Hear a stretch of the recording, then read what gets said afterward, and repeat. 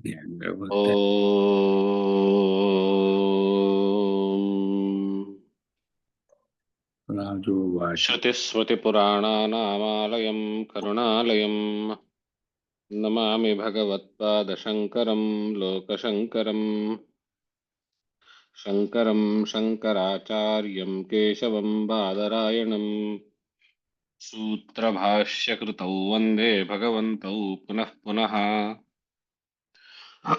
भारती करुणापात्रं भारती पदभूषणं भारती पदमारूढं भारती तीर्थमाश्रये विद्याविनयसम्पन्नं वीतरागं विवेकिनं वन्दे वेदान्ततत्त्वज्ञं विधुशेखरभारतीं परमं क्लिष्टवेदान्तं परया श्लक्ष्णया गिरा यो बोधयति तं वन्दे परमानन्दभारतीम् जन्माद्यस्य यतोऽन्वयादितरतश्चर्थेष्वभिज्ञस्वराट् तेने ब्रह्महृदाय आदिकवये मुह्यन्ति यत्सूरयः तेजो वारिमृदां यथा विनिमयो यत्र त्रिसर्गो मृषा धाम्ना स्वेन सदा निरस्तकुहकं सत्यं परं धीमहि ಜಿಜ್ಞಾಸುಗಳು ಬಾದರಾಯಣ ಪ್ರಣೀತವಾಗಿರುವಂತಹ ಅಷ್ಟಾದಶ ಮಹಾಪುರಾಣಗಳಲ್ಲಿ ಅನನ್ಯವಾಗಿರುವಂತಹ ಶ್ರೀಮದ್ ಭಾಗವತ ಮಹಾಪುರಾಣ ಅದರಲ್ಲಿ 4ನೇ ಸ್ಕಂಧದಲ್ಲಿ ಬರುವಂತಹ ಧ್ರುವೋಪಾಖ್ಯಾನವನ್ನು ನಾವು ನೋಡ್ತಾ ಇದ್ದೀವಿ. ನಿನ್ನೆ ದಿವಸ ಧ್ರುವನ ವಂಶಾವಳಿ ಹೇಳಿ ಮಲತಾಯಿಯ ಚುಚ್ಚುನುಡಿಯಿಂದ ಅಭಿಮಾನ ಭಂಗವಾಗಿರುವಂತಹ ಬಾಲಕ ಧ್ರುವ ತನ್ನ ವಂಶದಲ್ಲಿ ಹಿಂದೆ ಮತ್ತು ಇತರರು ಯಾರೂ ಪಡೆಯದೇ ಇರುವಂತಹ ಅತ್ಯುನ್ನತ ಪದವಿಯನ್ನ ಪಡೆದುಕೊಳ್ಬೇಕು ಎನ್ನುವಂತಹ ದೃಢವಾದ ನಿಶ್ಚಯದಿಂದ ಕಾಡಿಗೆ ಹೋಗಿ ಪರಮ ಪುರುಷನಾಗಿರುವಂತಹ ಪುರುಷೋತ್ತಮನ ತಪಸ್ಸನ್ನು ಮಾಡುವುದಕ್ಕೆ ಅಣಿಯಾಗ್ತಾನೆ. ನಾರದರು ಮಾರ್ಗದರ್ಶನವನ್ನು ಕೊಡ್ತಾರೆ. ಆ ಮಾರ್ಗದರ್ಶನದ ಮೂಲಕ ನಾವು ನಮ್ಮ ಜೀವನದಲ್ಲಿಯೂ ಈಗಿನ ಕಾಲದಲ್ಲಿ ಯಾವುದಾದರೂ ಉತ್ತಮ ಕ್ಷೇತ್ರಗಳಿಗೆ ಹೋಗಿ ಜೀವನ ಹೆಚ್ಚು ಸಾರ್ಥಕ್ಯಗೊಳಿಸ್ಕೊಳ್ಳುವಂತಹ ಉಪಾಯ ನೋಡ್ಕೊಳ್ಬಹುದು ಅನ್ನುವಂತಹದ್ದನ್ನಾಗಿ ನೋಡಿದ್ವಿ. ಅವನ ಕಠೋರವಾಗಿರುವಂತಹ ತಪಶ್ಚರ್ಯವನ್ನು ನೋಡಿ ಆ ಕಠೋರ ತಪಶ್ಚರ್ಯ 6ನೇ ತಿಂಗಳಲ್ಲಿ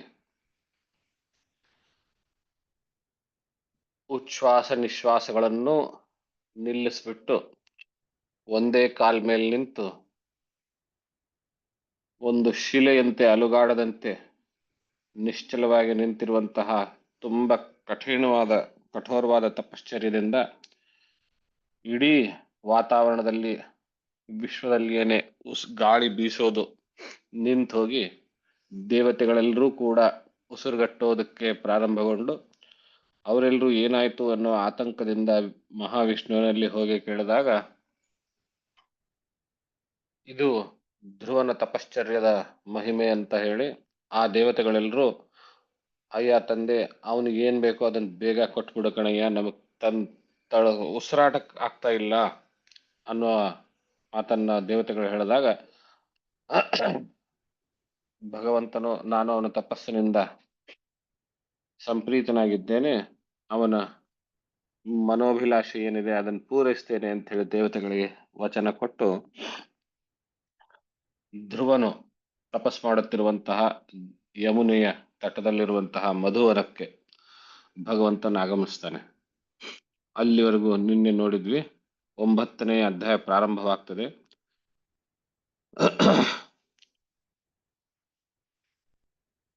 ಧ್ರುವನು ತಪಶ್ಚರ್ಯ ಮಾಡ್ತಾ ಇರುವಾಗ ಅವರ ಮನಸ್ಸಿನಲ್ಲಿ ಸದಾ ಕಾಲದಲ್ಲಿಯೂ ಭಗವಂತನ ಸುಂದರವಾದ ರೂಪ 4 ಕೈಗಳಿಂದ ಕೂಡಿದ್ದು, ಅತ್ಯುತ್ತಮ ಆಭರಣಗಳನ್ನು ಧರಿಸಿರುವಂತಹದ್ದು, ಪೀತಾಂಬರಧಾರಿಯಾಗಿರುವಂಥವನು, ನೀಲಮೇಘ ಶ್ಯಾಮ ವರ್ಣದಾಗಿರುವಂಥವನು. ಆ ಸುಂದರ ವಿಗ್ರಹ ಅವನ ಮನಸ್ಸಿನ ಪಟಲದ ಮೇಲೆ ಯಾವಾಗಲೂ 24/7 ಕಾಣ್ತಾ ಇತ್ತು. ಪ್ರಾರಂಭದಲ್ಲಿ ಒಂದು ಸ್ವಲ್ಪ ಹೊತ್ತು ಧ್ಯಾನ ಸಿದ್ಧಿಸಿ ಆಮೇಲೆ ಧ್ಯಾನ ಭಂಗವಾದಾಗ ಅವನು ಮತ್ತೆ ಪೂಜಾ ಕೈಂಕರ್ಯಗಳು, ಸ್ತೋತ್ರಗಳು, ಪಾರಾಯಣಗಳು ಹೀಗೆ ಮಾಡ್ತಾ ಇದ್ದ. ಆಮೇಲೆ ಮತ್ತೆ ಧ್ಯಾನಕ್ಕೆ ಕೊಡ್ತಾ ಇದ್ದ. ಈಗ ಅದು ಧ್ಯಾನ ಸಿದ್ಧಿಸಿ 24 ಗಂಟೆ ಹಗಲು ರಾತ್ರಿ ಅವನ ಮನಸ್ಸಿನಲ್ಲಿ ಭಗವಂತನ ಆ ಸುಂದರ ವಿಗ್ರಹ ನೆಲೆ ಊರಿಬಿಟ್ಟಿದೆ. ಹಾಗೆ ಆ ಭಗವಂತನನ್ನೇ ಧ್ಯಾನಿಸ್ತಾ ಇರುವಾಗ ಒಂದು ದಿವಸ ಹಠಾತ್ತಾಗಿ ಆ ವಿಗ್ರಹ ಅವನ ಮನಃಪಟಲನಿಂದ ಮಾಯವಾಗುತ್ತೆ. 9ನೇ ಅಧ್ಯಾಯದ 2ನೇ ಶ್ಲೋಕದಲ್ಲಿ ಅದನ್ನು ಹೇಳ್ತಾರೆ. ಸವೈ ಧಿಯಾ ಯೋಗ ವಿಪಾಕ ತೀವ್ರಯ ಹೃತ್ಪದ್ಮಕೋಶೇ ಸ್ಫುರಿತಂ ತಟಿತ್ಪ್ರಭಂ ತಿರೋಹಿತಂ ಸಹಸೈವೋಪಲಕ್ಷ್ಯ ಬಹಿಸ್ಥಿತಂ ತದವಸ್ಥಂ ದದರ್ಶ.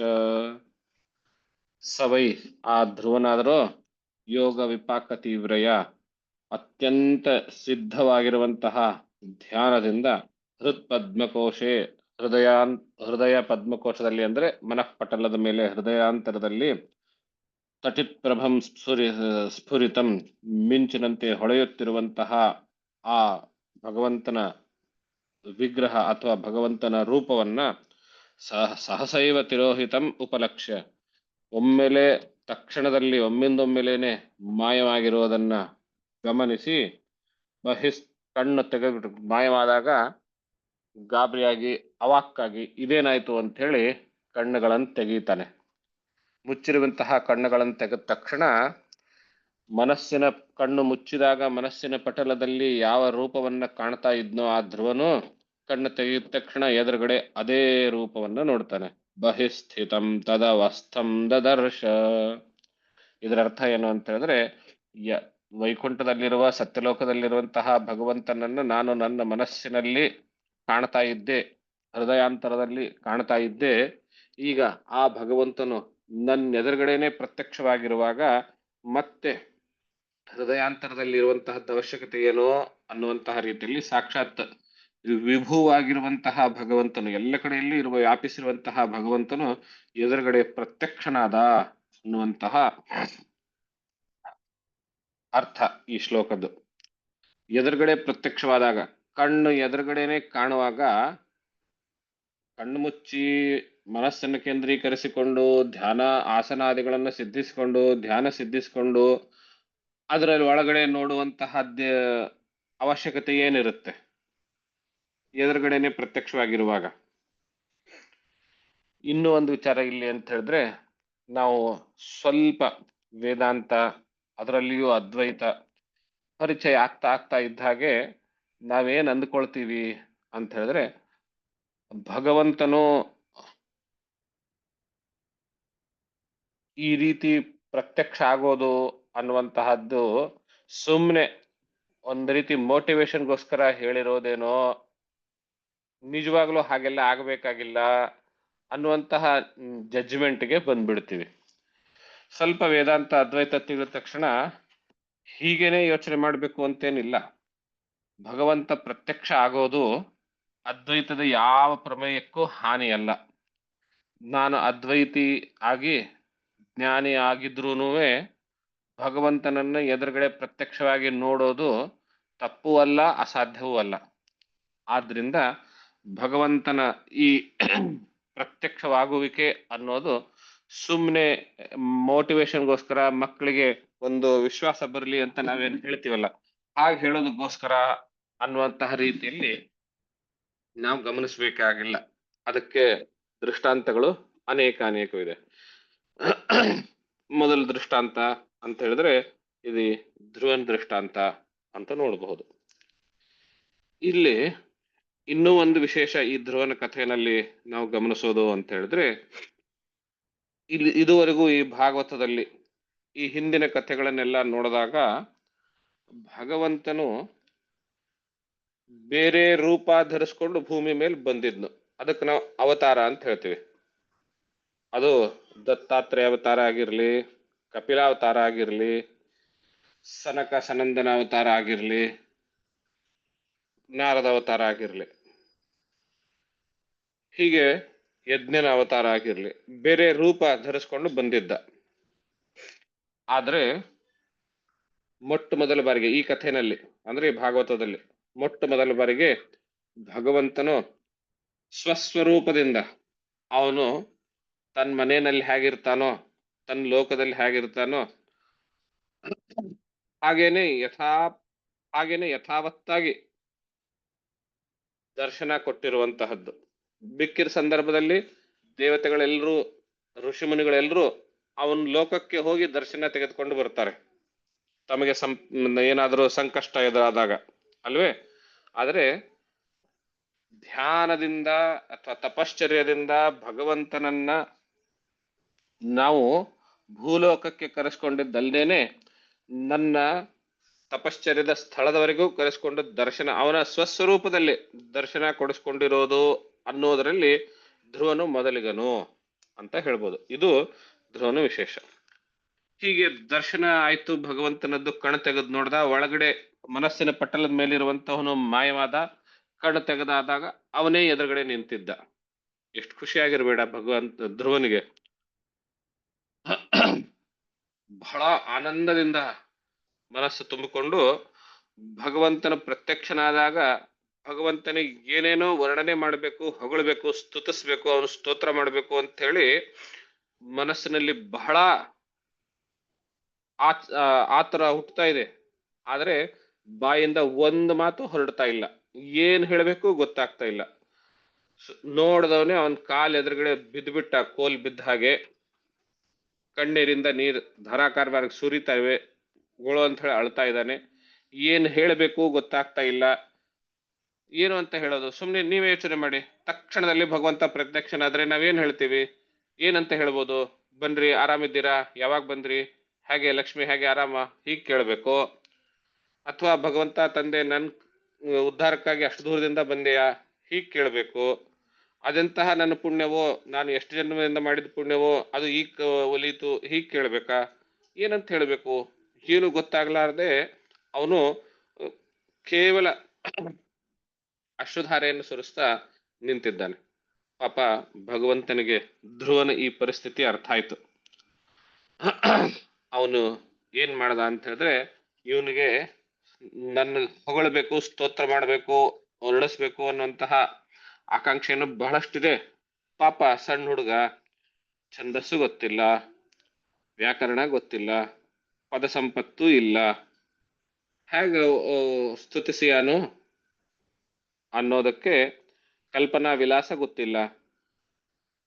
ಇದೆಲ್ಲವೂ ಹೇಗೆ ಅಂತ ಯೋಚನೆ ಮಾಡೋತಾ ಭಗವಂತನು ತನ್ನ ಚತುರ್ಭುಜ ರೂಪದಲ್ಲಿಯೇ ದರ್ಶನ ಕೊಟ್ಟಿರ್ತಾನೆ.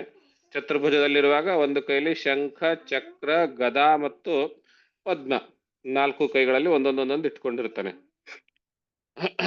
ಈ ಸಂದರ್ಭದಲ್ಲಿ ಇನ್ನೊಂದು ಮಾತು ನೆನಪಾಗುತ್ತೆ, ಅದನ್ನ ಮುಂಚೆ ಹೇಳ್ಬಿಡ್ತೀನಿ. ಈಗ ಸಾಧಾರಣವಾಗಿ ಆಚಮನ ಮಾಡುವಾಗ ವಿಧಿವದಾಚಮ್ಯ ಅಂತ ಹೇಳಿದಾಗ ಕೇಶವನಿಂದ ಹಿಡಿದುಕೊಂಡು ಶ್ರೀಕೃಷ್ಣಾಯ ನಮಃ ಅವರಿಗೆ 24 ಹೆಸರುಗಳನ್ನು ತೆಗೆದುಕೊಳ್ಳುತ್ತೇವೆ ನಾವು. ಯಾಕೆ 24? 23 ಯಾಕಿಲ್ಲ?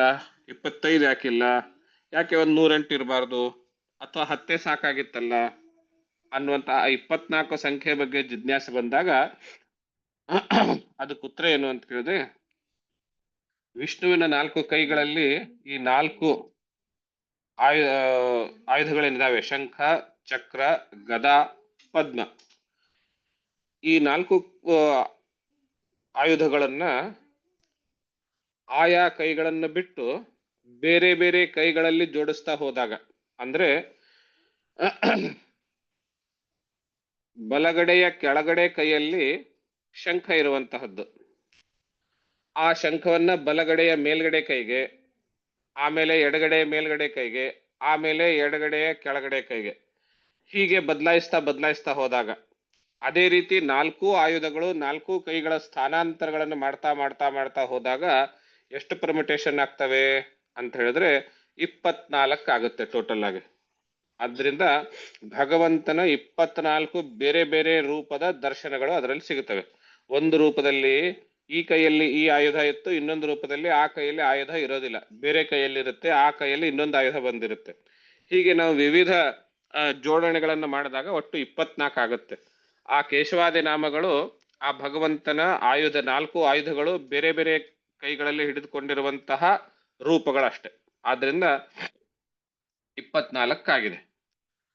ಹಾಗೆ ಆ ತನ್ನ ಬಲಗಡೆಯ ಕೆಳಗಡೆ ಕೈಯಲ್ಲಿ ಹಿಡಿದಿರುವಂತಹ ಶಂಖವನ್ನ ಮಹಾವಿಷ್ಣು ಧ್ರುವನ ಈ ಪರಿಸ್ಥಿತಿಯನ್ನು ನೋಡಿ ಅವನ ಕಪೋಲಕ್ಕೆ, ಗಲ್ಲಕ್ಕೆ ತಾಗಿಸ್ತಾನೆ ಅಷ್ಟೆ. ಸತಂ ವಿವಕ್ಷಂತಮತದ್ವಿದಂ ಹರಿರ್ ಜ್ಞಾತ್ವಾಸ್ಯ ಸರ್ವಸ್ಯ ಚ ಹೃದ್ಯವಸ್ಥಿತಃ ಕೃತಾಂಜಲಿಂ ಬ್ರಹ್ಮಮಯೇನ ಕಂಬುನಾ ಪಸ್ಪರ್ಶ ಬಾಲಂ ಕೃಪಯಾ ಕಪೋಲೆ. ಸಹ ಮಹಾವಿಷ್ಣು ಅತದ್ವಿದಂ ತಂ ವಿವಕ್ಷಂತಂ ಜ್ಞಾತ್ವಾ, ಏನೋ ಹೇಳಬೇಕು ಅಂತ ಇವನು ತಡಬಡಿಸ್ತಾ ಇದ್ದಾನೆ ಅನ್ನೋದನ್ನ, ಅತದ್ವಿದಂ ಸ್ತೋತ್ರ ಹೇಗೆ ಮಾಡಬೇಕು ಅಂತ ಪಾಪ ಗೊತ್ತಿಲ್ಲ, ಸ್ತೋತ್ರದ ಲಕ್ಷಣಗಳೇನು ನಿಯಮಗಳೇನು ಅವೇನೋ ಗೊತ್ತಿಲ್ಲ, ಆದ್ರೂ ಏನೋ ಹೇಳಬೇಕು ಅಂತ ತಡಬಡಿಸ್ತಾ ಇದ್ದಾನಲ್ಲ, ಇವನು ಮನಸ್ಸಿನಲ್ಲಿರುವ ಆ ಸ್ತೋತ್ರ ಮಾಡಬೇಕು ಎನ್ನುವಂತಹ ತುಡಿತವನ್ನ ಗಮನಿಸಿ ಸರ್ವಸ್ಯ ಹೃದಯವಸ್ಥಿತ, ಎಲ್ಲರ ಹೃದಯದಲ್ಲಿ ವಾಸಿಸಿರುವಂತಹ ಆ ಭಗವಂತನು ಕಂಬುನ ತನ್ನ ಕೈಯಲ್ಲಿರುವಂತಹ ಶಂಖದಿಂದ ಬಾಲಂ ಕಪೋಲೆ ಪಸ್ಪರ್ಶ, ಆ ಹುಡುಗನ ಕಪೋಲವನ್ನ, ಗಲ್ಲವನ್ನ ತನ್ನ ಶಂಖದಿಂದ ಸ್ಪರ್ಶ ಮಾಡಿದ. ಸ್ಪರ್ಶ ಮಾಡಿದ ತಕ್ಷಣದಿಂದಲೇನೆ ಸವೈ ತದೈವ ಪ್ರತಿಪಾದಿತಾಂ ಗಿರಂ ದೈವೀಂ ಪರಿಜ್ಞಾತ ಪರಾತ್ಮ ನಿರ್ಣಯ ತಂ ಭಕ್ತಿ ಭಾವೋಭ್ಯಗೃಣಾದ ಸತ್ವರಂ ಪರಿಶ್ರಿತೋರುಶ್ರವಸಂ ಧ್ರುವಕ್ಷಿತಿ. ಆ ಶಂಖದ ಸ್ಪರ್ಶ ಮಾತ್ರದಿಂದಲೇನೆ ಅವನು ಭಗವಂತನ ತತ್ವಜ್ಞಾನವನ್ನ ಪ್ರತಿಪಾದನೆ ಮಾಡಿರುವಂತಹ ಎಷ್ಟು ಅಕ್ಷರಗಳು ಇದ್ದಾವೆ, ಎಷ್ಟು ಮಾತುಗಳಿದ್ದಾವೆ, ಎಷ್ಟು ವಾಕ್ಯಗಳಿದ್ದಾವೆಯೋ, ಎಷ್ಟು ನುಡಿಗಳಿದ್ದಾವೆಯೋ ಅವೆಲ್ಲವನ್ನು ಆಮೂಲಾಗ್ರವಾಗಿ ತಿಳಿದುಕೊಂಡು ಭಕ್ತಿ ಭಾವದಿಂದ ಆ ಭಗವಂತನನ್ನ ಸ್ತುತಿಸೋದಕ್ಕೆ ಪ್ರಾರಂಭ ಮಾಡ್ತಾನೆ. ನಾವಿಲ್ಲಿ ಗಮನಿಸಬೇಕಾಗಿರೋದು ಅಂತ ಹೇಳಿದ್ರೆ, ಕೇವಲ ಮೌಢ್ಯ ಭಕ್ತಿಯಿಂದ ಅಥವಾ ಏನೋ ಅರಿಯದ ಭಕ್ತಿಯಿಂದ ಅವನು ಸ್ತೋತ್ರ ಮಾಡೋದಿಲ್ಲ. ಭಗವಂತನ ತತ್ವವನ್ನ ಅರಿತು ಆಮೇಲೆ ಸ್ತೋತ್ರ ಮಾಡುವಂಥವನಾಗ್ತಾನೆ. ಈ ಸ್ತೋತ್ರ ಇಡೀ ಭಾಗವತದ ಜೀವಾಳ ಅಂದ್ರೂ ತಪ್ಪಾಗ್ಲಾರ್ದು. ತುಂಬಾ ದೊಡ್ಡ ಉಪನ್ಯಾಸಕರು, ಪ್ರವಚನಕಾರರು ಅವರೆಲ್ಲರೂ ತಮ್ಮ ಉಪನ್ಯಾಸ ಪ್ರಾರಂಭ ಮಾಡುವಾಗ ಈ ಸ್ತೋತ್ರ ಹೇಳಿಯೇನೆ ಪ್ರಾರಂಭ ಮಾಡುವಂತಹದ್ದು ಒಂದು ಸಂಪ್ರದಾಯ ಬೆಳೆಸ್ಕೊಂಡಿರ್ತಾರೆ. ಇಡೀ ಭಾಗವತವನ್ನು ನಾವು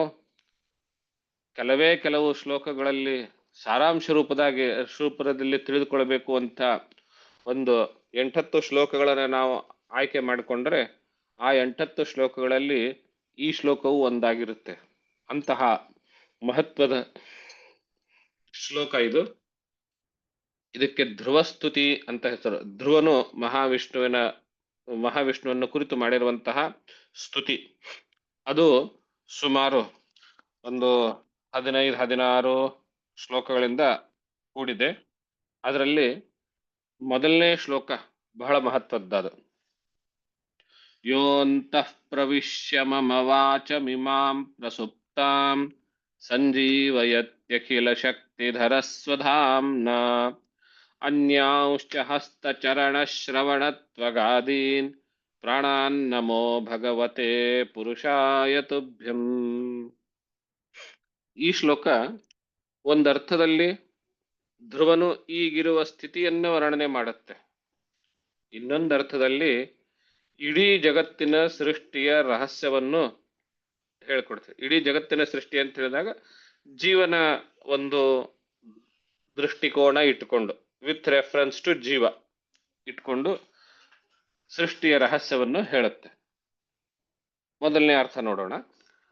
ಯೋಂತಃ ಪ್ರವಿಶ್ಯ, ಯಾವನಾದ್ರೂ ನನ್ನ ಒಳಗಡೆ ಪ್ರವೇಶ ಮಾಡಿಕೊಂಡು ಮಮ ವಾಚಮಿಮಾಂ ಪ್ರಸುಪ್ತಾಂ, ಸುಮ್ಮನೆ ಮಲಗಿರುವಂತಹ ನನ್ನ ಈ ವಾಕ್ಕನ್ನು, ಮಲಗಿರುವಂತಹ ಅಂದ್ರೇನು, ಏನೂ ಮಾಡಲು ಅಸಾಧ್ಯವಾಗಿರುವಂತಹ, ವಾಕ್ ಮಾಡುವ ಕೆಲಸ ಏನು, ನುಡಿಯೋದು, ನುಡಿಯಲು ಅಸಾಧ್ಯವಾಗಿರುವಂತಹ ಈ ಮಾತನ್ನು ಸಂಜೀವಯತಿ, ಜೀವ ತುಂಬಿದ್ನು. ಎಂಥವನವನು, ಅಖಿಲ ಶಕ್ತಿಧರಃ, ಎಲ್ಲ ಶಕ್ತಿಗಳನ್ನ ಧರಿಸಿರುವಂಥವನು. ಎಲ್ಲ ಶಕ್ತಿಗಳು ಅಂತ ಹೇಳಿದ್ರೆ ಇಲ್ಲಿ ಸೃಷ್ಟಿ ಸ್ಥಿತಿ ಲಯಗಳಿಂದ ಹಿಡಿದುಕೊಂಡು ತಿರೋಧಾನದವರೆಗೂ ಎಲ್ಲ ಶಕ್ತಿಗಳು, ವರ ಅನುಗ್ರಹ ಎಲ್ಲ ಶಕ್ತಿಗಳನ್ನ ಹಿಡಿದುಕೊಂಡಿರುವಂಥವನು, ಧರಿಸಿರುವಂಥವನು. ಯಾವ್ದ್ರಿಂದ ನನ್ಗೆ ಜೀವ ತುಂಬಿದ, ಸ್ವಧಾಮ್ನ, ತನ್ನ ಚೈತನ್ಯ ಮಾತ್ರದಿಂದ, ತನ್ನ ಬೆಳಕಿನಿಂದ, ತನ್ನ ಜ್ಞಾನದಿಂದ ನನಗೆ ಸಂಜೀವಯತಿ, ಜೀವ ತುಂಬಿದ. ಯಾವ್ದನ್ನ, ಮೊದಲನೇದಾಗಿ ನನ್ನ ಮಾತುಗಳಲ್ಲಿ ಜೀವ ತುಂಬಿದ. ಅಷ್ಟೇ ಅಲ್ಲದೆ ಅನ್ಯಾಂಶ್ಚ, ಇನ್ನು ಕೆಲವನ್ನು ಜೀವ ತುಂಬಿದ. ಯಾವ್ದ್ಯಾವುದು, ಹಸ್ತ ಚರಣ ಶ್ರವಣ ತ್ವಗಾದೀನ್ ಪ್ರಾಣಾನ್. ಹಸ್ತ ಕೈ, ಚರಣ ಕಾಲು, ಶ್ರವಣ ಕಿವಿ, ತ್ವಕ್ ಚರ್ಮ. ಆದಿ ಪದದಿಂದ ಕೈ ಕಾಲು ಚರ್ಮ ಇವುಗಳು ಕರ್ಮೇಂದ್ರಿಯಗಳನ್ನ ಪ್ರತಿನಿಧಿಸಿದರೆ, ಶ್ರವಣ ಇದು ಜ್ಞಾನೇಂದ್ರಿಯಗಳನ್ನ ಪ್ರತಿನಿಧಿಸ್ತದೆ.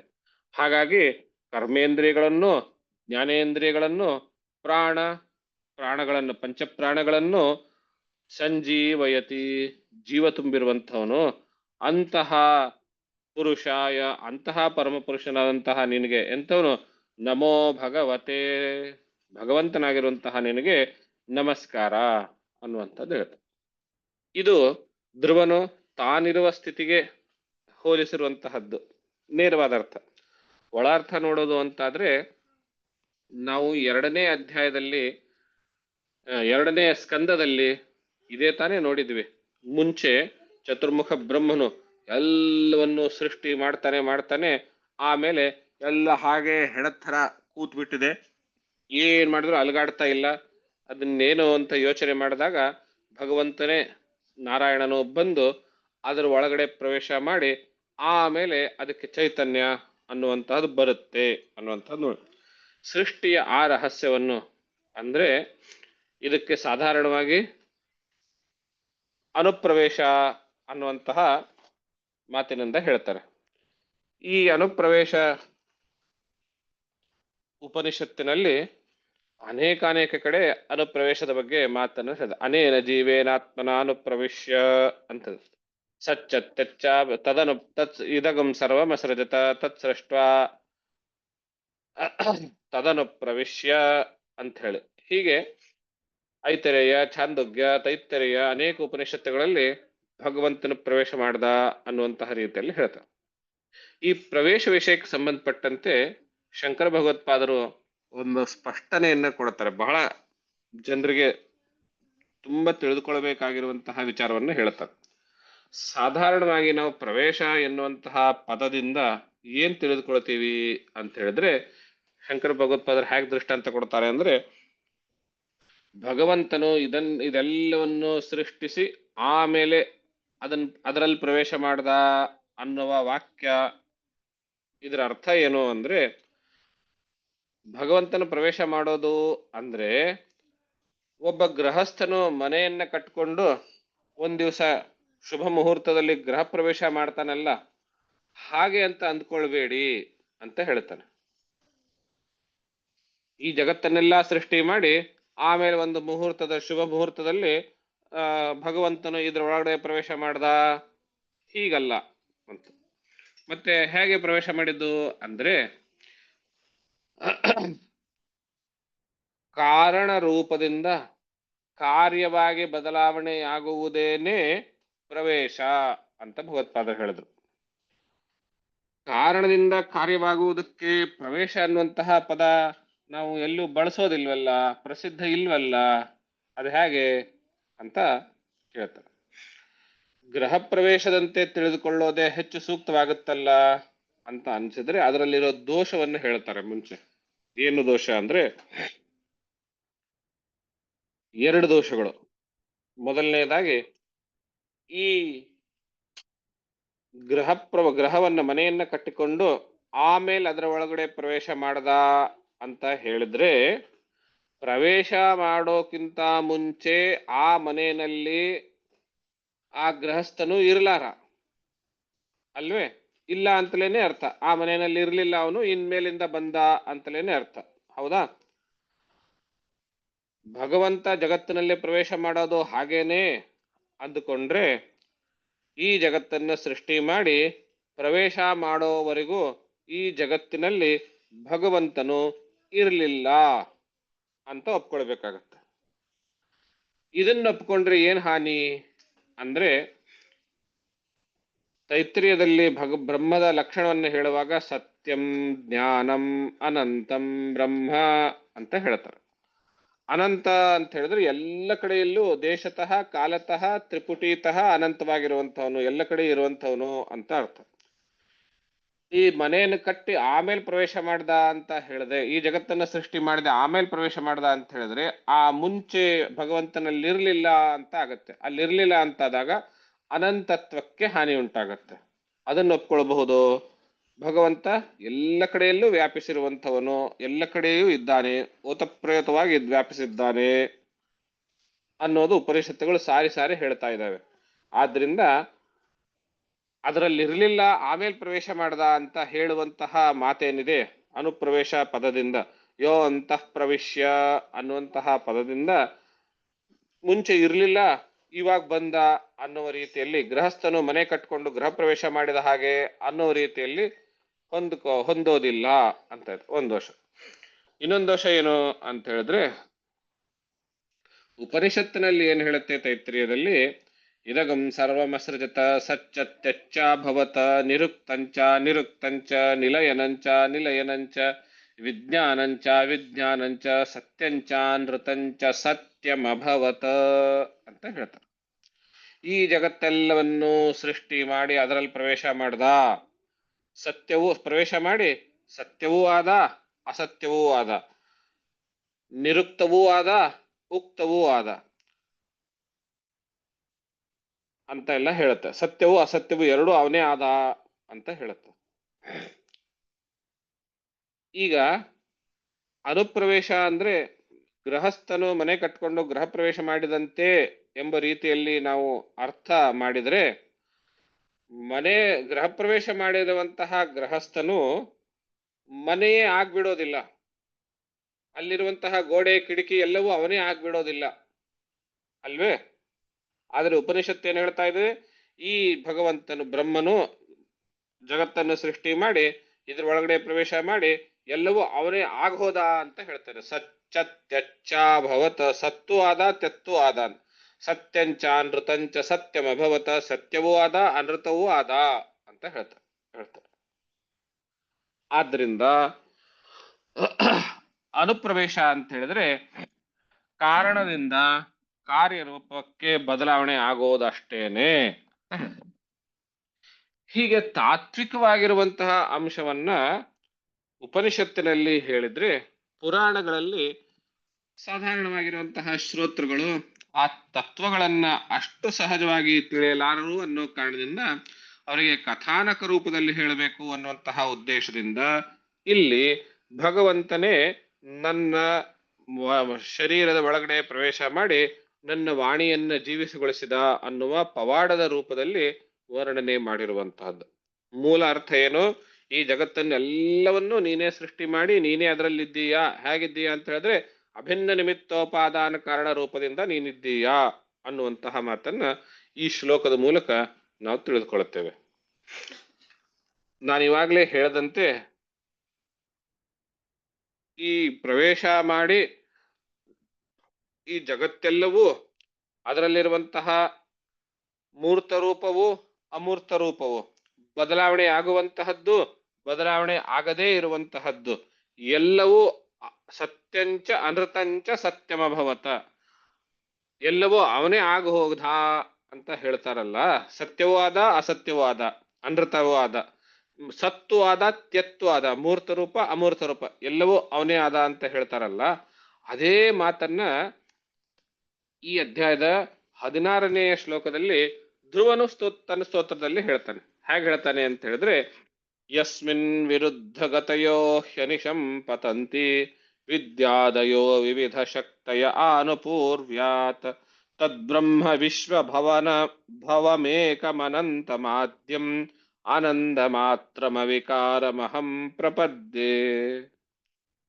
ಯಾವ ಭಗವಂತನಲ್ಲಿ ವಿರುದ್ಧಗತಯ ಪರಸ್ಪರ ವಿರುದ್ಧವಾಗಿರುವಂತಹ ಗುಣಗಳು ಎಂಥವವು, ವಿದ್ಯಾದಯ ವಿದ್ಯೆ ಮೊದಲಾದವುಗಳು ಅಂತ ಹೇಳಿ, ವಿದ್ಯೆ ವಿರುದ್ಧಗತಿಗಳು ಅಂತ ಹೇಳಿ ಆಮೇಲೆ ವಿದ್ಯೆ ಅಂತ ಹೇಳಿದ್ರೆ ಅರ್ಥ ಏನು, ವಿದ್ಯೆ ಅವಿದ್ಯೆ, ಸತ್ತು ಅಸತ್ತು, ಮೂರ್ತ ರೂಪ ಅಮೂರ್ತ ರೂಪ,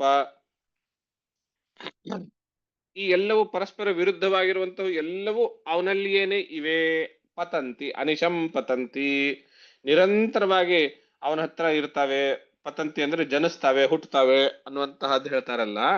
ಇದರ ಅರ್ಥ ಏನು ಅಂತ ಹೇಳಿದ್ರೆ, ಪುನಃ ಉಪನಿಷತ್ತೇ ಹೇಳುವಂತೆ ಈ ಇದರಲ್ಲಿರುವಂತಹ ಎಲ್ಲವೂ ಅವನೇ. ಅಂದ್ರೆ ಜಗತ್ತು ಏನಿದೆ ಇದು ಬ್ರಹ್ಮದ ಕಾರ್ಯರೂಪ ಅನ್ನುವಂತಹ ರೀತಿಯಲ್ಲಿ ನಾವು ಅರ್ಥೈಸ್ಕೊಳ್ಬೇಕು. ಈ ಶ್ಲೋಕದಲ್ಲಿ ಇನ್ನೂ ಒಂದು ಸೂಕ್ಷ್ಮ ಗುಣವನ್ನು ನಾವು ಗ್ರಹಿಸಬಹುದು, ಅಥವಾ ಸೂಕ್ಷ್ಮ ಅಂಶವನ್ನು ನಾವು ಗ್ರಹಿಸಬಹುದು. ಇಲ್ಲಿ ಏನ್ ಹೇಳ್ತಾ ಇದ್ದಾರೆ, ವಿರುದ್ಧಗತಯ ವಿದ್ಯಾದಯ ವಿವಿಧ ಶಕ್ತಯ ಅನಿಶಂ ಪತಂತಿ. ಪರಸ್ಪರ ವಿರುದ್ಧವಾಗಿರುವಂತಹ ವಿದ್ಯೆ ಮೊದಲಾದ ಎಲ್ಲ ಗುಣಗಳು ಭಗವಂತನಲ್ಲಿ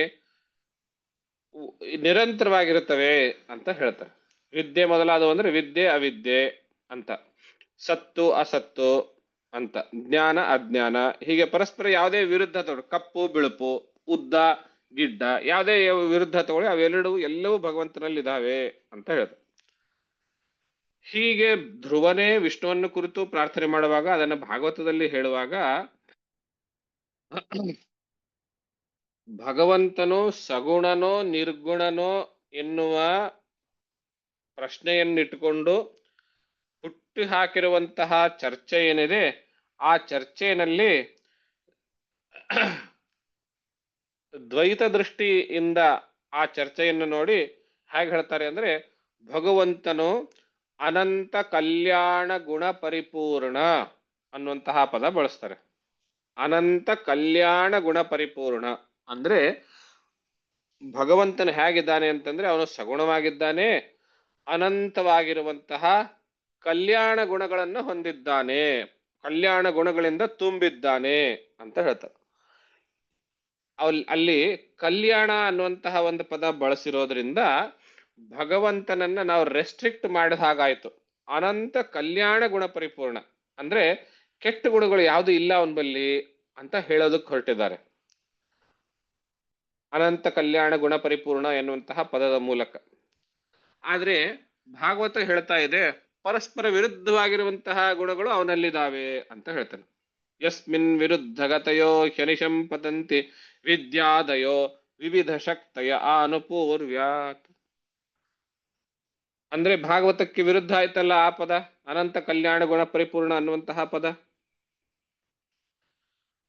ಇನ್ನು ಈಗ ಕಲ್ಯಾಣ ಗುಣ ಅಂತ ಹೇಳಿದ್ರೆ, ಕಲ್ಯಾಣವಲ್ಲದ ಗುಣಗಳು ಅಂತ ಇನ್ನೊಂದು ಸೆಕ್ಷನ್ ಉಳಿತಲ್ಲ,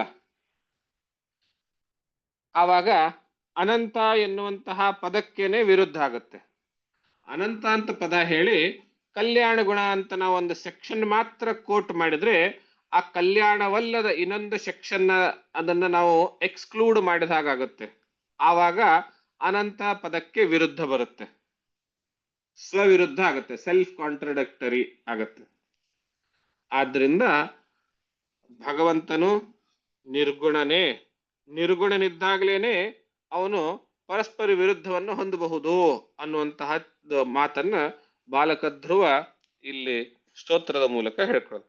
ತದ್ಬ್ರಹ್ಮ, ಅದುವೇ ಬ್ರಹ್ಮ, ವಿಶ್ವ ಭವಮೇಕಂ, ಈ ಜಗತ್ತಿನ ಸೃಷ್ಟಿಗೆ ಕಾರಣವಾಗಿರುವಂತಹ ಏಕಂ, ಒಂದೇ ಒಂದು, ಅನಂತಂ, ಅನಂತ ಅನ್ನುವಂತಹ ಪದದಿಂದ ಅದು ಕೆಟ್ಟ ಗುಣ ಇರಲಿ ಒಳ್ಳೆ ಗುಣ ಇರಲಿ ಏನಿದೆ ಎಲ್ಲವನ್ನೂ ಅವನು ವ್ಯಾಪಿಸಿದ್ದಾನೆ ಅಂತ. ನಮಕ ಹೇಳುವಾಗ ಹೇಳ್ತೀವಿ ತಾನೆ, ತಸ್ಕರಾಣಾಂಪತೆ ನಮಃ ವಂಚತೆ ಪರಿವಂಚತೆ ಕಳ್ಳರು ಒಡೆಯನಿಗೆ ನಮಸ್ಕಾರ, ಮೋಸ ಮಾಡೋರಿಗೆ ನಮಸ್ಕಾರ, ಪಕ್ಷಿ ಹಿಡಿಯೋರಿಗೆ ನಮಸ್ಕಾರ, ಇವರೆಲ್ಲ ಹಿಂಸೆ ಮಾಡುವಂತವ್ರು ಕಾಡಿನ ಜನರಿಗೆ ಅವರಿಗೆಲ್ಲ ನಮಸ್ಕಾರ ಅಂತ ಹೇಳೋದ್ರ ಉದ್ದೇಶ ಏನು? ಎಲ್ಲದರಲ್ಲಿಯೂ ಎಲ್ಲ ಕಡೆಯಲ್ಲಿಯೂ ಭಗವಂತನ ವ್ಯಾಪಿಸಿದ್ದಾನೆ ಅನ್ನುವಂಥದ್ದು. ಆದ್ರಿಂದ ಕೇವಲ ಕಲ್ಯಾಣ ಗುಣಗಳಿಗೆ ಮಾತ್ರ ನಾನು ರೆಸ್ಟ್ರಿಕ್ಟ್ ಮಾಡ್ತೇನೆ ಅನ್ನುವಂತಹದ್ದು ಉಪನಿಷತ್ತಿನ ಆಶಯಕ್ಕೂ ವಿರುದ್ಧ, ಭಾಗವತದ ಆಶಯಕ್ಕೂ ವಿರುದ್ಧ ಅನ್ನುವಂತಹದ್ದನ್ನು ನಾವಿಲ್ಲಿ ಗಮನಿಸ್ಬೇಕು.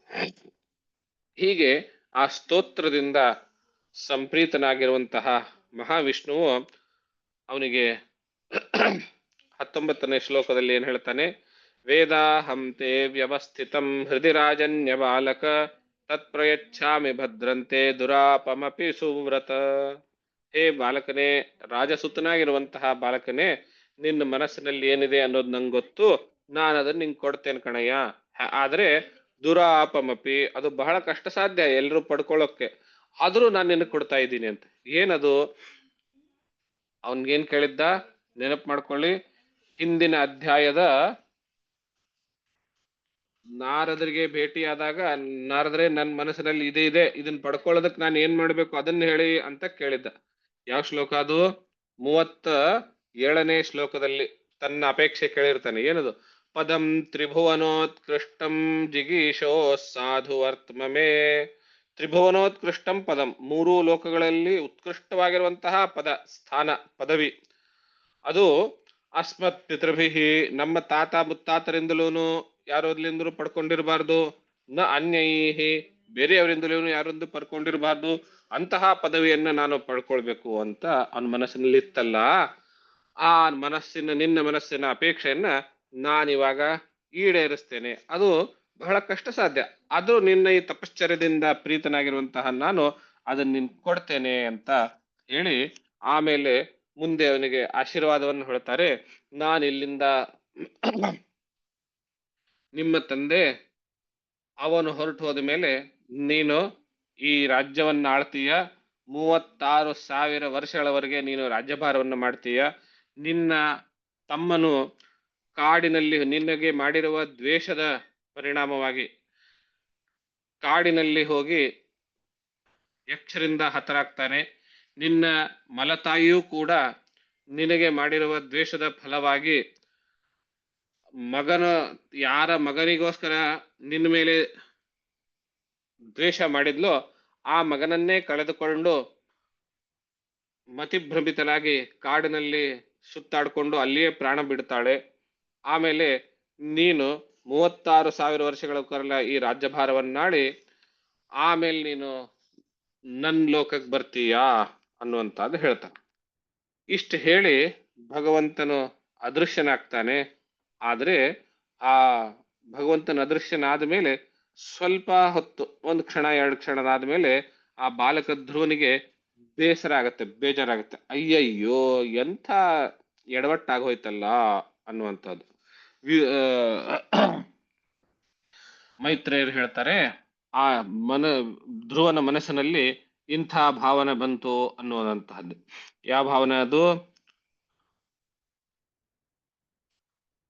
ಮೈತ್ರೇಯರ 27ನೇ ಶ್ಲೋಕದಲ್ಲಿ ಸೋಪಿ ಸಂಕಲ್ಪಜಂ ವಿಷ್ಣೋ ಪಾದ ಸೇವೋಪಸಾದಿತಂ ಪ್ರಾಪ್ಯ ಸಂಕಲ್ಪ ನಿರ್ವಾಣಂ ನಾತಿ ಪ್ರೀತೋಭ್ಯಗಾತ್ ಪುರಂ. ತಾನು ಏನು ಸಂಕಲ್ಪ ಮಾಡಿದ್ನೋ ಆ ಸಂಕಲ್ಪವನ್ನ ಸಾಕ್ಷಾತ್ ವಿಷ್ಣುವಿನಿಂದ ಪ್ರಸಾದ ರೂಪವಾಗಿ ಪಡೆದುಕೊಂಡಿದ್ರು ಕೂಡ ನಾತಿ ಪ್ರೀತಃ, ಅವನು ಪಡೆದುಕೊಂಡಿರುವುದರಿಂದ ಆ ಧ್ರುವನಿಗೆ ಅಷ್ಟೊಂದೇನ್ ಪ್ರೀತಿ ಆಗಿರ್ಲಿಲ್ಲ ಅಂತ. ಅವಾಗ ವಿದುರ, ಮೈತ್ರೇಯನ ಎದುರುಗಡೆ ಕೂತಿರುವಂತಹ ವಿದುರ ಪ್ರಶ್ನೆ ಮಾಡ್ತಾನೆ, ಇದೇನು ಆಶ್ಚರ್ಯ, ಸಾಕ್ಷಾತ್ ಭಗವಂತನೇ ಎದುರುಗಡೆ ಪ್ರತ್ಯಕ್ಷನಾಗಿ ಬಂದು ಅವನೇ ನಿನ್ನ ಮನಸ್ಸಿನಲ್ಲಿ ಇರೋದು, ಇವನ್ ಏನ್ ಬೇಕು ಅಂತ ಕೇಳ್ಕೊಂಡಿದ್ನೋ ಅದನ್ನ ಕೇಳ್ಕೊಂಡಾಗ ನಾನು ಅದನ್ನೆಲ್ಲ ಈಡೇರಿಸ್ತೀನಿ ಅಂತ ಹೇಳಿ ಸಾಕ್ಷಾತ್ ಭಗವಂತನೇ ವರ ಕೊಟ್ಟ ಮೇಲೆ ಬಾಲಕ ಧ್ರುವ ಯಾಕೆ ಇನ್ನೂ ಅಷ್ಟೊಂದು ಸಂತುಷ್ಟನಾಗಿಲ್ಲ, ನಾತಿಪ್ರೀತಃ ಅಂತ ಹೇಳಿದ್ದಾರೆ, ಯಾಕೆ ಅಂತ ಕೇಳಿದಾಗ ಮೈತ್ರೇಯರನ್ನು ಉತ್ತರೂಪವಾಗಿ ಹೇಳ್ತಾರೆ, ಮಲತಾಯಿಯ ಚುಚ್ಚು ನುಡಿಯ ಮಾತಿನಿಂದ ಬಂದಂತಹ ಆ ಒಂದು ಮನಸ್ಸಿನಲ್ಲಿ ಹಾಗೆ ಅಥವಾ ದ್ವೇಷ ಅನ್ನುವಂತಹದ್ದು ಯಾವುದೋ ಒಂದು ಮೂಲೆಯಲ್ಲಿ ಇರುವುದರಿಂದ ಅವನು ಪ್ರತೀಕಾರ ರೂಪವಾಗಿ ಆ ಸ್ಥಾನದಿಂದ ನನಗೆ ಕೆಳಗಿಳಿಸಿದೆಯಲ್ಲ, ಆ ಸ್ಥಾನ ಅದಕ್ಕಿಂತಲೂ ಉತ್ತಮವಾಗಿರುವಂತಹ, ಅಷ್ಟೇ ಅಲ್ಲ ತ್ರಿಭುವನದಲ್ಲಿಯೂ ಉತ್ಕೃಷ್ಟವಾಗಿರುವಂತಹ ಸ್ಥಾನವನ್ನು ನಾನು ಪಡೆಯುತ್ತೇನೆ ಎನ್ನುವಂತಹ ಉದ್ದೇಶದಿಂದ ಅವನು ಸ್ಥಾನವನ್ನು ಪಡೆದುಕೊಂಡನೇ ಹೊರತು ಸಾಕ್ಷಾತ್ ಭಗವಂತನೇ ಎದುರುಗಡೆ ಇದ್ದಾಗ ಮೋಕ್ಷವನ್ನ ಅವನು ಪಡ್ಕೊಳ್ಬೇಕಾಗಿತ್ತಲ್ಲ, ಕೇಳ್ಬೋದಾಗಿತ್ತಲ್ಲ. ಆ ಭಗವಂತ ಇಲ್ಲ ಅಂತ ಹೇಳ್ತಿದ್ನೇನು? ಯೋಗಿಗಳು, ಋಷಿ ಮುನಿಗಳು ಎಷ್ಟೋ ಸಾವಿರ ಸಾವಿರ ವರ್ಷ ತಪಶ್ಚರ್ಯ ಮಾಡಿದ್ರು ಸಿಗದೇ ಇರುವಂತಹ ಅಪರೂಪ ಅವಕಾಶ ಅವನಿಗೆ ಸಿಕ್ಕಿತ್ತು. ಅದನ್ನ ಅವನು ಸುಮ್ಮನೆ ಆ ದೊಡ್ಡ ರಾಜನ ಹತ್ರ ಹೋಗಿ ಒಂದು ಭೊಗಸೆ ಅಕ್ಕಿ ಕೇಳಿದ ಹಾಗಾಯ್ತಲ್ಲ. ಅದು ಧ್ರುವನ ಒಂದು ವೇದನೆ ಅನ್ನುವಂತಹದ್ದನ್ನು ಹೇಳ್ತಾರೆ. ಹಾಗೆ ಧ್ರುವನ ವೇದನೆ ಹೇಳುವಾಗ 2 ಶ್ಲೋಕಗಳಲ್ಲಿ 2 ಪದ ಬಳಸ್ತಾರೆ. 30 ಮತ್ತು 33ನೇ ಶ್ಲೋಕದಲ್ಲಿ ಪೃಥಂಗ್ ಮತಿಹಿ ಅನ್ನೋದು ಒಂದು ಪದ, ಭಿನ್ನ ಧೃಕ್ ಅನ್ನೋದು ಇನ್ನೊಂದು ಪದ. ಇವೆರಡರ ಅರ್ಥ ಏನು ಅಂತ ಹೇಳಿದ್ರೆ, ಭಗವಂತ ನನ್ನ ಎದುರುಗಡೆ ಬಂದಾಗ ನಾನು ಪೃಥಂಗ್ಮತಿ ಆಗಿದ್ದೆ, ಭೇದ ಬುದ್ಧಿಯಿಂದ ಕೂಡಿದ್ದೆ. ಭಗವಂತನ ಬೇರೆ, ನಾನು ಬೇರೆ ಅನ್ನುವ ಬುದ್ಧಿಯಿಂದ ಕೂಡಿದ್ದೆ. ಹಾಗೇನೆ ಭಿನ್ನ ಧೃಕ್, ಭಗವಂತನ ಬೇರೆ, ನಾನು ಬೇರೆ ಎನ್ನುವಂತಹ ಭಿನ್ನವಾದ ದೃಷ್ಟಿ ಉಳ್ಳವನಾಗಿದ್ದೆ. ಆ ಕಾರಣದಿಂದ ನನಗೆ ಇಂತಹ ಲೋಕ ಬೇಕು ಅಂತ ಕೇಳ್ಕೊಂಡೇ ಹೊರತು ಅಭೇದ ದೃಷ್ಟಿಯಿಂದ ನೋಡಿದಾಗ ನಾನು ಮೋಕ್ಷ ಸಾಮ್ರಾಜ್ಯವನ್ನೇ ಪಡೆಯಬಹುದಾಗಿತ್ತಲ್ಲ ಅನ್ನುವಂತಹ ಮಾತನ್ನು ಹೇಳ್ತಾರೆ. 35ನೇ ಶ್ಲೋಕದಲ್ಲಿ ಧ್ರುವ ತನ್ನ ಆ ಸ್ಥಿತಿಯನ್ನ ಪರಿಸ್ಥಿತಿಯ ಬಗ್ಗೆ ಮುಲುಗುತ್ತಾನೆ. ಸ್ವರಾಜ್ಯಂ ಯಚ್ಛತೋ ಮೌಢ್ಯಾನ್ ಮಾನೋ ಮೇ ಭಿಕ್ಷುತೋ ಬತ ಈಶ್ವರಾತ್ ಕ್ಷೀಣ ಪುಣ್ಯೇನ ಫಲೀಕಾರಾನಿವಾಧನಃ. ಸಾಕ್ಷಾತ್ ಸ್ವರಾಜ್ಯವನ್ನ ಅಂದ್ರೆ ಮೋಕ್ಷವನ್ನೇ ಪಡೆಯುವಂತಹ ಅವಕಾಶ ಸಿಕ್ಕಾಗ ಮೌಢ್ಯಾತ್, ನನ್ನ ಮೂರ್ಖತನದಿಂದ ಅವಿವೇಕದಿಂದ ನಾನು ಏನ್ ಕೇಳ್ಕೊಂಡೆ? ಮಾನೋ ಮೇ ಭಿಕ್ಷುತೋ ಬತ, ನನ್ನ ಮಾನ ಅದು ಕುಂಠಿತವಾಗಿತ್ತು, ಅದನ್ನ ನಾನು ಮತ್ತೆ ಪ್ರತಿಷ್ಠಾಪನೆ ಮಾಡೋದಕ್ಕೆ ನನ್ನ ಅಭಿಮಾನವನ್ನೇ ಕೇಳ್ಕೊಂಡೇ ಹೊರತು ಮೋಕ್ಷವನ್ನ ಕೇಳ್ಕೊಳ್ವಿಲ್ಲಲ್ವಾ. ಇದು ಹೇಗೆ ಅಂತ ಹೇಳಿದ್ರೆ, ರಾಜನ ಹತ್ರ ಹೋಗಿ ಒಂದು ಭೊಗಸೆ ಭತ್ತ ಕೇಳಿದ ಹಾಗಾಯ್ತಲ್ಲ. ರಾಜನ ಹತ್ರ ಹೋದಾಗ ಅವ್ನು ಏನು ಕೊಡ್ಬೋದಾಗಿತ್ತಲ್ಲ. ಆದ್ರೆ ಬರೀ ಒಂದು ಭೊಗಸೆ ಭತ್ತ ಕೇಳಿದ್ರೆ ಅದು ಪಕ್ಕದ ಮನೆಯವರು ಕೊಡ್ತಾ ಇದ್ರೇನೋ, ರಾಜನ ಹತ್ರ ಯಾಕೆ ಹೋಗ್ಬೇಕು? ರಾಜನ ಹತ್ರ ಹೋದಾಗ ವಿಶೇಷವಾದನ್ನೇ ಕೇಳ್ಬೇಕು ತಾನೆ. ಯಾವ ರೀತಿ ಅವರು ಮೂರ್ಖರೋ ಹಾಗೆ ನಾನು ಸಾಕ್ಷಾತ್ ವಿಷ್ಣುವೇ ನನ್ನ ಎದುರುಗಡೆ ಬಂದಾಗ ನಾನು ಮೋಕ್ಷವನ್ನು ಕೇಳದೇನೆ ಯಾವುದೋ ಒಂದು ಲೋಕ ಕೇಳಿದ್ನಲ್ಲ ಅನ್ನೋ ರೀತಿಯಲ್ಲಿ ತನ್ನ ಆ ಅವಿವೇಕಕ್ಕೆ ಮುಲುಗ್ತಾನೆ. ಇಲ್ಲಿ ನಿಮ್ಗೆ ಅನ್ನಿಸ್ಬೋದು, 5 ವರ್ಷದ ಬಾಲಕರಿಗೆ ಇಷ್ಟೆಲ್ಲಾ ಯೋಚನೆ ಮಾಡುವಂತಹ ಶಕ್ತಿ ಬಂದಿತ್ತೇನೋ ಅನ್ನುವಂತಹ ಪ್ರಶ್ನೆ ಬರಬಹುದು. ಅದಕ್ಕೆ ಉತ್ತರ ಏನು?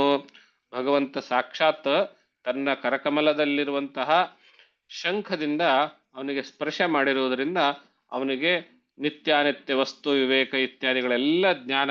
ಆ ಸ್ತೋತ್ರ ಯೋಂತಃ ಪ್ರವಿಶ್ಯ ಸ್ತೋತ್ರ ಮಾಡೋದಕ್ಕಿಂತಲೂ ಮುಂಚೆ ಭಗವಂತನ ತತ್ವಗಳನ್ನೆಲ್ಲ ತಿಳಿದುಕೊಂಡು ಅವನು ಪ್ರಾರ್ಥನೆ ಮಾಡ್ದ ಅಂತ ಬಂದಿದೆಯಲ್ಲ. ಆದ್ರಿಂದ ಆ ಶಕ್ತಿಯಿಂದ ಅವನು ಇಷ್ಟೆಲ್ಲ ಯೋಚನೆ ಮಾಡ್ಲಿಕ್ಕೆ ಸಾಧ್ಯ ಆಯ್ತು ಅನ್ನುವಂತಹದ್ದನ್ನು ನೋಡ್ತಾನೆ. ಮುಂದೆ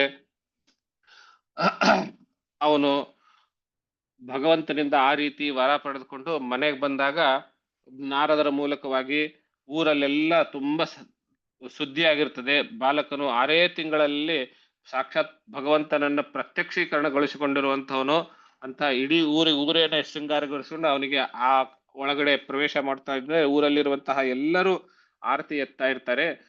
ಹೋದ ತಕ್ಷಣ ತಂದೆ ತಾಯಿಯನ್ನ ನಮಸ್ಕಾರ ಮಾಡಿದಾಗ ಆ ಸುರುಚಿ ದೇವಿ ಇವರನ್ನ ಎತ್ತುಕೊಂಡು ಅಪ್ಪಿಕೊಂಡು ತಾನು ಮಾಡಿರುವಂತಹ ಅಪರಾಧಕ್ಕೆ ಅಳ್ತಾಳೆ. ಅಲ್ಲಿ ಅವನ ಎದುರುಗಡೆ ತಮ್ಮನು ಆನಂದದಿಂದ ಆಲಂಗಿಸ್ಕೊಳ್ತಾನೆ. ತಾಯಿಯಾದಂತಹ ಸುನೀತಿ ಅವಳಿಗೆ ಬಹಳ ಆನಂದಕರವಾಗಿರ್ತದೆ. ಇದಕ್ಕಿಂತ ದೊಡ್ಡದೇನು ನನಗ್ ಬೇಕಾಗಿರಲ್ಲ ಅಂತ ಹೇಳಿ ಅವನನ್ನ ಅಪ್ಪಿಕೊಂಡು ಸಂತೋಷದಿಂದ ಇರ್ತಾಳೆ. ಹೀಗೇನೆ ಇಡೀ ಊರಿಗೂರೇ ಆನಂದ ಪಡಿತಾ ಇರುವಂತಹ ಸಂದರ್ಭ. ತಂದೆ ಆದಂತಹ ಉತ್ತಾನಪಾದನು ಕಾಲ ಕಳೆದಂತೆ ಯಾವಾಗ ಮಗನಿಗೆ 16 ವರ್ಷ ಪ್ರಾಪ್ತಿ ಆಗ್ತದೆಯೋ ಆವಾಗ ತನ್ನ ಎಲ್ಲ ಸಾಮ್ರಾಜ್ಯವನ್ನ ಅವನಿಗೆ ಕೊಟ್ಟು ತಾನು ವನವಾಸಕ್ಕೆ ಅನ್ನುವಂಥದ್ದು ಹೋಗ್ತದೆ. ಆವಾಗ ವಾನಪ್ರಸ್ಥಕ್ಕೆ ಹೋಗ್ತಾನೆ. ವಾನಪ್ರಸ್ಥಕ್ಕೆ ಹೋದ ಮೇಲೆ ಈ ಕಡೆ ಧ್ರುವ ಶಿಶುಮಾರ ಎನ್ನುವಂತಹ ರಾಜನ ಮಗಳಾಗಿರುವಂತಹ ಭ್ರಮಿ ಎಂಬುವಳನ್ನ ಮದುವೆ ಆಗ್ತಾನೆ. ಜೊತೆಗೆ ವಾಯುಪುತ್ರಿಯಾಗಿದ್ದಂತಹ ಇಳ ಎಂಬುವಳನ್ನು ಮದುವೆ ಆಗ್ತಾನೆ. ಭ್ರಮಿ ಎಂಬುವಂತಹದ್ರಲ್ಲಿ ಕಲ್ಪ ಮತ್ತು ವತ್ಸಕ ಎಂಬಂತಹ ಇಬ್ಬರು ಮಕ್ಕಳನ್ನು ಪಡೆದು ಇಳ ಎನ್ನುವಂತಹ ಪುತ್ರನಲ್ಲಿ ಇಳ ಎನ್ನುವಂತಹ ಎರಡನೇ ಪತ್ನಿಯಲ್ಲಿ ಉತ್ಕಲ ಮತ್ತು ಉತ್ಕಲ ಎಂಬಂತಹ ಗಂಡು ಮಗನನ್ನು ಮತ್ತು ಇನ್ನೊಂದು ಕನ್ಯಾರತ್ನವನ್ನು ಅಂತ ಇಷ್ಟೇ ಹೇಳಿದ್ದಾರೆ. ಯೋಷಿದ್ರತ್ನಮಜಿ ಜನತ ಅಂತ ಹೆಸರು ಹೇಳಿಲ್ಲ. ಆ ಮಕ್ಕಳನ್ನು ಪಡೆದುಕೊಂಡು ರಾಜ್ಯಭಾರ ಮಾಡ್ತಾ ಇರ್ತಾನೆ. ಒಂದು ದಿವಸ ಉತ್ತಮ ಕಾಡಿಗೆ ಬೇಟೆ ಆಡ್ಲಿಕ್ಕೆ ಹೋದಾಗ ಯಕ್ಷರಿಂದ ಹತನಾಗ್ತಾನೆ. ಆ ಸುದ್ದಿಯನ್ನ ಕೇಳಿದುಕೊಂಡಂತಹ ಧ್ರುವ ಆ ಸೈನ್ಯವನ್ನ ತೆಗೆದುಕೊಂಡು ಉತ್ತರ ದಿಕ್ಕಿಗೆ ಹೋಗಿ ಅವ್ರನ್ನ ಬೆನ್ನಟ್ತಾ ಯಕ್ಷನಗರಿಯಾಗಿರುವಂತಹ ಅಲ್ಕಾವತಿ ಮೇಲೇನೆ ಆಕ್ರಮಣ ಮಾಡ್ತಾನೆ. ಅಲ್ಲಿ ಆ ಯಕ್ಷರು ಮಾಯಾ ಯುದ್ಧದಿಂದ ಇವನನ್ನು ಸೋಲಿಸೋದಕ್ಕೆ ಪ್ರಯತ್ನ ಪಡ್ತಾರೆ. ಆದ್ರೆ ಇವನು ನಾರಾಯಣಾಸ್ತ್ರವನ್ನ ಹೂಡಿ ಆ ಎಲ್ಲ ಮಾಯಾ ಲೋಕವನ್ನ ಭ್ರಮಿತಗೊಳಿಸಿ, ಅಂದ್ರೆ ಆ ಮಾಯಾ ಲೋಕವನ್ನ ಕೆಡವಿ ಆ ಎಲ್ಲ ಯಕ್ಷರನ್ನ ಸಂಹಾರ ಮಾಡ್ಲಿಕ್ಕೆ. ಆವಾಗ ಅಲ್ಲಿ ಆ ಯಕ್ಷರ ಒಡೆಯನಾಗಿರುವಂತಹ ಕುಬೇರ, ಅದಕ್ಕಿಂತ ಪೂರ್ವದಲ್ಲಿ ಇವರ ತಾತನಾಗಿರುವಂತಹ ಮನು ಚಕ್ರವರ್ತಿ ಅಲ್ಲಿಗೆ ಅವನನ್ನು ಭೇಟಿಯಾಗಿ ಅವನಿಗೆ ತತ್ವೋಪದೇಶವನ್ನು ಮಾಡ್ತಾರೆ.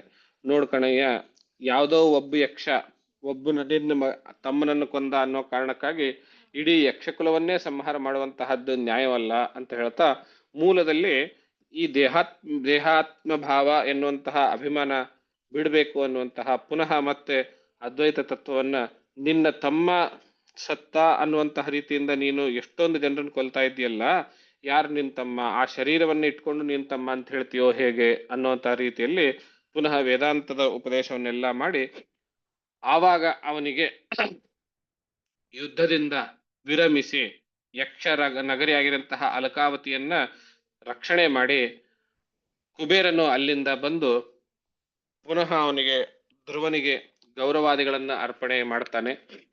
ಅದೇ ಸಂದರ್ಭದಲ್ಲಿ ಅವನ ಬೆನ್ನಟ್ಟಿ ಹೋಗಿರುವಂತಹ ಸುರುಚಿ ದೇವಿಯು ಕಾಡಿನಲ್ಲಿಯೇ ಹತಳಾಗ್ತಾಳೆ. ಮುಂದೆ ಇವನು ಮನು ಚಕ್ರವರ್ತಿಯ ಉಪದೇಶದಿಂದಲೂ ಯಕ್ಷರಾಜನಾಗಿರುವಂತಹ ಕುಬೇರನ ಉಪದೇಶದಿಂದಲೂ ತತ್ವಜ್ಞಾನವನ್ನು ಪಡೆದುಕೊಂಡು ತನ್ನ ರಾಜ್ಯಭಾರವನ್ನೆಲ್ಲವನ್ನು ತನ್ನ ಮಗನಿಗೆ ಒಪ್ಪಿಸಿ ತಾನು ಪುನಃ ಧ್ಯಾನ ನಿರತನಾಗಿ ಮತ್ತೆ ಮಹಾವಿಷ್ಣುವನ್ನ ಬಾಲಕರಿದ್ದಾಗ ಹೇಗೆ ಪಡೆದುಕೊಂಡಿರ್ಬೇಕು ಹಾಗೆ ಪಡೆದುಕೊಳ್ಬೇಕು ಅನ್ನೋಂಥ ರೀತಿಯಲ್ಲಿ 36,000 ವರ್ಷಗಳವರೆಗೆ ರಾಜ್ಯವನ್ನಾಡಿ ಆಮೇಲೆ ಅವನು ಮತ್ತೆ ಧ್ಯಾನ ನಿರತನಾಗಿ ಸಾಕ್ಷಾತ್ ಮಹಾವಿಷ್ಣುವನ್ನ ಮನಸ್ಸಿನ ಪಟಲದಲ್ಲಿ ಪಡೆದುಕೊಂಡು ಅಲ್ಲಿಂದ ಮಹಾವಿಷ್ಣುವಿನ ಲೋಕದಿಂದ ವಿಷ್ಣು ಪಾರ್ಷದರು ಇಬ್ಬರು ಬರ್ತಾರೆ. ಅವರಿಬ್ಬರು ಬಂದು ಇವನಿಗೆ ನಮಸ್ಕರಿಸಿ, ನಾವು ವಿಷ್ಣುವಿನ ಆಜ್ಞೆಯಿಂದ ನಿಮ್ಮನ್ನು ಕರೆದುಕೊಂಡು ಹೋಗೋದಕ್ಕೆ ಬಂದಿದ್ದೇವೆ ಎನ್ನುವ ರೀತಿಯಲ್ಲಿ ಅವನನ್ನ ಒಂದು ವಿಮಾನದಲ್ಲಿ ಕುಳ್ಳರಿಸಿಕೊಂಡು ವಿಷ್ಣು ಲೋಕಕ್ಕೆ ಅಂದ್ರೆ ಸತ್ಯಲೋಕಕ್ಕೆ ಕರೆದುಕೊಂಡು ಹೋಗ್ತಾರೆ. ನಾವು ಈಗಾಗಲೇ ನೋಡಿದ್ದೀವಿ, ಭೂಲೋಕ, ಭೂವರ್ಲೋಕ, ಸುವರ್ಲೋಕ, ಜನೋಲೋಕ, ತಪೋಲೋಕ, ಸತ್ಯಲೋಕ, ಎಲ್ಲಕ್ಕಿಂತಲೂ ಮೇಲೆ ಇರುವಂತಹ ಲೋಕ ಅದು. ಅಲ್ಲಿ ಆ ಲೋಕದಲ್ಲಿ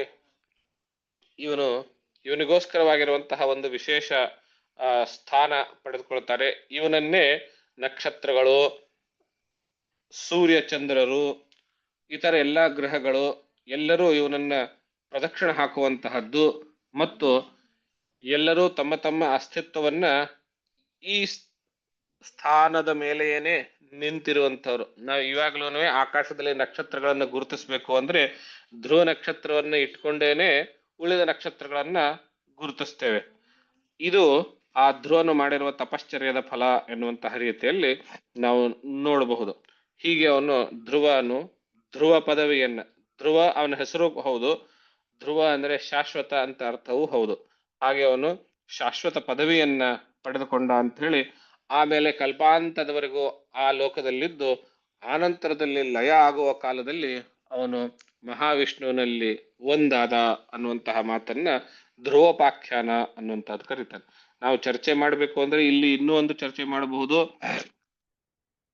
ಭಾಗವತವೂ ಕೂಡ ಮೋಕ್ಷ ಅನ್ನುವಂತಹದ್ದನ್ನ ಈ ಸಾಯುಜ್ಯ, ಸಾಮೀಪ್ಯ, ಸಾಲೋಕ್ಯ ಅಂತ ಏನಿದೆ ಇದಕ್ಕಿಂತಲೂ ಭಿನ್ನವಾಗಿ ಇನ್ನೊಂದಿದೆ, ಉಪನಿಷತ್ ಪ್ರತಿಪಾದಿತವಾದ ಮೋಕ್ಷವಿದೆ ಅನ್ನೋದನ್ನ ಮಧ್ಯಮದಲ್ಲಿ ಸೂಚಿಸ್ತಾ ಇದೆ ಅನ್ನೋದನ್ನು ನಾವು ಇಲ್ಲಿ ಗಮನಿಸಬಹುದು. ಒಟ್ಟಾರೆಯಾಗಿ ಧ್ರುವ ತನ್ನ ಭಕ್ತಿಯಿಂದ ತಪಶ್ಚರ್ಯದಿಂದ ಭಗವಂತನನ್ನ ಸಾಕ್ಷಾತ್ಕರಿಸಿಕೊಂಡಿದ್ದು, ಆ ಮೂಲಕವಾಗಿ ನಾವು ಜೀವನವನ್ನ ಹೇಗೆ ಸಾರ್ಥಕ್ಯ ಮಾಡ್ಕೊಳ್ಬಹುದು ಅನ್ನುವಂತಹ ಸಂದೇಶ ಈ ಧ್ರುವೋಪಾಖ್ಯಾನದ ಮೂಲಕ ನಾವು ನೋಡ್ತೇವೆ ಅಂತ ಹೇಳ್ತಾ, ಸುಮಾರು 12ನೇ ಅಧ್ಯಾಯ ಮುಗಿಯವರೆಗೂ ಈ ಧ್ರುವೋಪಾಖ್ಯಾನ ಇರುತ್ತೆ ಅನ್ನೋದನ್ನು ನೋಡಿಬಿಟ್ಟು ಈ ಧ್ರುವೋಪಾಖ್ಯಾನದ ಭಾಗವನ್ನ ತಮ್ಮೆಲ್ಲರ ಹೃದಯ ಕಮಲದಲ್ಲಿರುವಂತಹ ಪರಮಾತ್ಮ ನಡಿಯಲ್ಲಿ ಅರ್ಪಿಸಿ ವಾಣಿಗೆ ವಿರಾಮವನ್ನು ನೀಡುತ್ತೇವೆ.